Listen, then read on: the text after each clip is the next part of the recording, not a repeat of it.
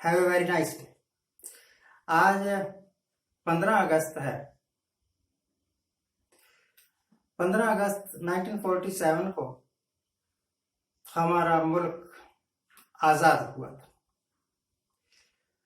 और आज 15 अगस्त है 2022। 75 वर्ष हो गए हिंदुस्तान को आजाद हुए। आपको सभी को इंडिपेंडेंस डे की, आजादी के दिन की बहुत बहुत मुबारक हो, बधाई हो। आपका आने वाला वर्ष, हिंदुस्तान का आने वाला वर्ष शुभ हो, मंगलमय हो। इन शुभकामनाओं के साथ आगे बढ़ते हैं, मुद्दे की बात करते हैं। पिछले 75 ईयर्स का जो हमारा इतिहास है, मेरा जन्म हुआ था 1951 में, आजादी के लगभग 4-5 साल बाद। और 4-5 साल 10 साल लग गए होंगे होश संभालने में। उसके बाद जो कुछ मैंने देखा, बहुत सारे प्रधानमंत्रियों के राज देखे मैंने, बहुत सारे राष्ट्रपति देखे, कई बार देश में उथल पुथल देखी। भाषा के नाम पर, जाति के नाम पर, आरक्षण के नाम पर बड़े बड़े दंगे होते देखे मैंने। 1984 देखा मैंने, 1984 जब सिखों का कत्लेआम हुआ था। वो गोधरा कांड देखा मैंने, और भी बहुत कुछ देखा। कुछ अच्छी चीजें हुई, कुछ बुरी चीजें हुई। इन सारे अच्छे और बुरे में से अगर कोई मुझे कहे कि सबसे बेस्ट पीरियड किस प्रधानमंत्री का था, तो भाई सबसे best period in my view Jawaharlal Nehru का था। बहुत ज्यादा पढ़ा लिखा था, 12 ला था, उसे समझ थी कानून की, उसे कॉन्स्टिट्यूशन की समझ थी, उसे लोगों के दुख और दर्द की समझ थी। बहुत साल वो जेलों में बिता चुका था। डिस्कवरीज ऑफ इंडिया जो उसने किताब लिखी, वो नैनी जेल में से ही तो लिखी गई थी। अगर जेल जाता ना तो डिस्कवरी ऑफ इंडिया आती थी। देश के वास्ते उसने क्या किया? जवाहरलाल नेहरू जिस वक्त प्रधानमंत्री बने थे, उस वक्त हमारे देश में अनाज की बहुत शॉर्टेज थी। बार बार मानसून फेल हो जाते थे, फसलें फेल हो जाती थी, अनाज की कमी हो जाती थी। बहुत बार हम अमेरिका वगैरह से, रशिया वगैरह से अनाज मंगवाते रहे। जिनकी उम्र इस वक्त कोई 70, 75 या 80 वर्ष की है, वो जानते होंगे।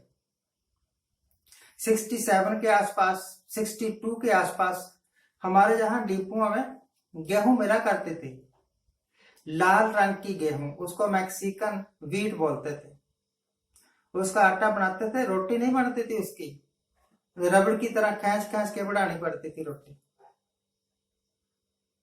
जवाहरलाल नेहरू ने हिंदुस्तान में बिजली पैदा करने का रेवोल्यूशन पैदा किया।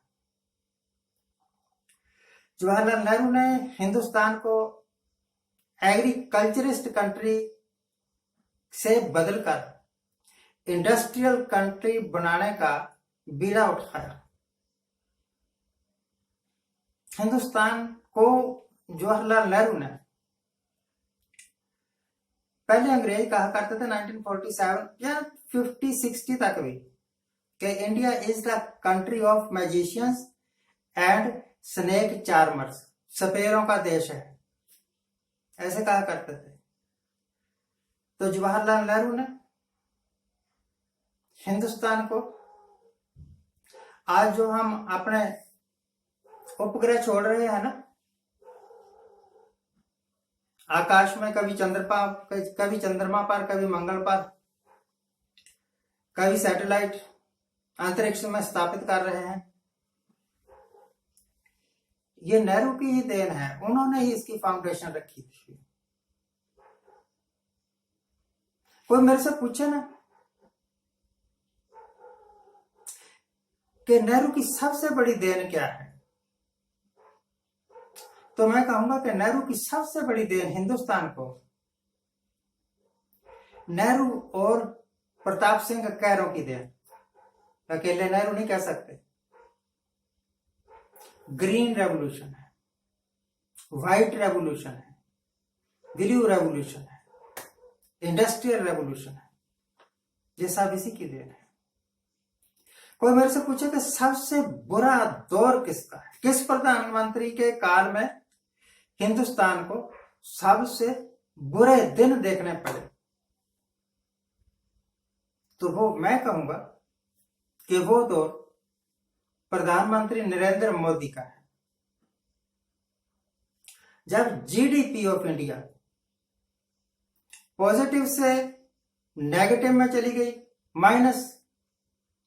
माइनस शायद वो 32% थी या 24% थी, इतनी थी, आई एम नॉट श्योर, इतनी गिर गई जीडीपी। दोष किसी को देते रहो, पीरियड नरेंद्र मोदी का है। ये कह देंगे कोविड के कारण हुआ, तो आपने क्यों बिना सोचे समझे लॉकडाउन लगाया। ये कहेंगे कि कोविड को रोकना जरूरी था, तो भाई साहब लॉकडाउन के कारण कोविड नहीं रुका है। वो तो एक लहर थी, जिस तरह सर्दियां आती हैं चली जाती है, बरसात का मौसम आया हुआ है चला जाएगा, इसी तरह कोविड का मौसम आया था चला गया। बाकी जो कुछ भी है वो तो आपने अपनी एडवर्टाइजमेंट के लिए किया। ये कहेंगे कि हमने कोविड के इंजेक्शन लगाए, लोगों में इम्यूनिटी बढ़ी, इस करके कोविड कम हुआ या रुका। अब मन को समझाने के लिए गालिब ये ख्याल अच्छा है, अदरवाइज वो लोग जिन्होंने कोविड के इंजेक्शन नहीं लगवाए थे वो ज्यादा तंदुरुस्त हैं, वो ज्यादा स्वस्थ हैं। अगर कोई मेरे से पूछे कि 100 पीरियड किसका रहा, तो 100 पीरियड नरसिम्हा राव का रहा, ना बहुत अच्छा ना बहुत बुरा। इंद्र कुमार गुजराल का रहा, ना बहुत अच्छा ना बहुत बुरा। हिंदुस्तान के लोगों, हर एक घर पर झंडा लहराओ, शाम को 5 बजे खड़े हो जाओ, हाथ में झंडा पकड़ो और राष्ट्रीय गीत गाओ। अपनी बालकोनी में खड़े होकर टॉर्च जलाओ और जोर जोर से चिल्लाओ, कोरोना भाग जा, कोरोना भाग जा। थाली बजाओ, गिलास बजाओ, पेट बजाओ, पता नहीं क्या क्या बजाओ। ये सब कुछ हिंदुस्तान की पब्लिक को मूर्ख बनाने वास्ते तो काफी है। और भी बहुत ऐसे जादूगर के खेल है इनके पास, परंतु ना ताली थाली बजाने से कोविड गया, ना हाथ में झंडा पकड़ के राष्ट्रीय गान गाने से देशभक्ति आ जाएगी और हिंदुस्तान की सारी समस्याएं दूर हो जाएंगी। हर घर पर तिरंगा लगाओ, इस तरह का अभियान चलाने के बाद क्या हिंदुस्तान में से गरीबी खत्म हो जाएगी, बेरोजगारी खत्म हो जाएगी, भूखमरी का स्तर कम हो जाएगा? बिल्कुल नहीं। तो वक्त की सरकारों को, चाहे वो स्टेट की सरकार हो चाहे केंद्र की सरकार हो, चाहिए ये कि वो हिंदुस्तान की बेसिक समस्याओं को हल करने में जोर लगाएं। ऐसे अभियान चला के कोई फायदा नहीं है। देशभक्ति यहां से निकलती है, मन से निकलती है, हाथ में झंडे पकड़ने से नहीं निकलती। देखना 2 दिन बाद बहुत सारे तिरंगे झंडे सड़कों पर रुल रहे होंगे और इन तिरंगे झंडों की जो बेइज्जती हो रही होगी, अपमान हो रहा होगा, उसके वास्ते सिर्फ ये लीडर ही जिम्मेवार होंगे, चाहे वो अरविंद केजरीवाल हो, चाहे नरेंद्र मोदी हो। जब इन्होंने आह्वान किया था कि जो झंडे लगाओ, उस वक्त यह भी इंश्योर करना था कि किसी राष्ट्रीय ध्वज की बेइज्जती ना। आज के लिए इतना ही। नमस्कार।